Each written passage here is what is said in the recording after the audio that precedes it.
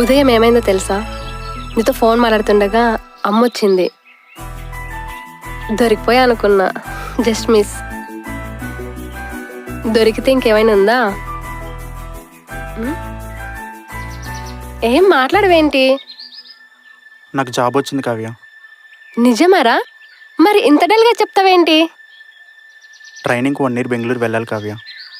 వెళ్తున్నావు మరి? వెళ్ళాలి కావ్య, తప్పదు. మన ఇంట్లో మన పెళ్లి ఒప్పుకోవాలంటే వెళ్ళాలి. సరే, జాగ్రత్త. ఎప్పుడు వెళ్ళాలి? రేపే. చాలా మిస్ అవుతానురా నిన్ను.